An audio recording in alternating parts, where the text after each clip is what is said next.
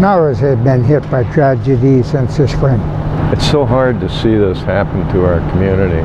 On Thursday, flames broke out in downtown Melrose. The blaze destroyed historic buildings, businesses, and homes. When firefighters first arrived, we found the upstairs apartments, a fire in one of the upstairs apartments.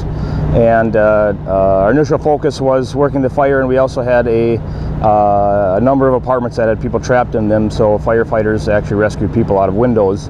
Many residents were affected by the fire. Perla Montanez says she was enjoying her afternoon with her daughter when soon smoke filled her apartment. Me asomé por la puerta y ya después miré que todo estaba un humadero. I looked through the door and I saw everything was dark. Y ya no me pude salir, entonces nomás estábamos yo y la niña. And I couldn't get out. I was with my daughter. Y ya después me dijeron que me iban a sacar por la ventana y me sacaron por la ventana.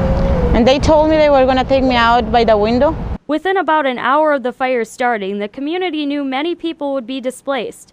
Soon, the Central Minnesota Credit Union became the donation center. We were overwhelmed yesterday. Within about 2 hours, we had an entire lobby filled with donations from local area residents. So we have enough food or enough clothing and supplies right now, and we're actually asking people if they'd like to contribute to donate to the Central Minnesota Chapter of the American Red Cross, either online or stopping by any of our branches and giving a financial donation. Businesses are also struggling after the fire. Many were destroyed. Lori Drossel owns Salon Elite. She says her business only has minor damages. We've been the lucky ones, especially me personally.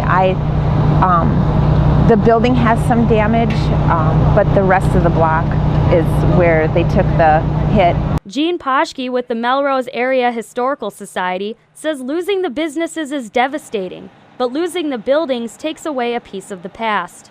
And why it is a terrible blow to the city, not just because of these buildings, which I'm sure are all insured, but because it was a piece of history, and then coming on the heels of the church fire, well, that really brought it home that the town is burning down.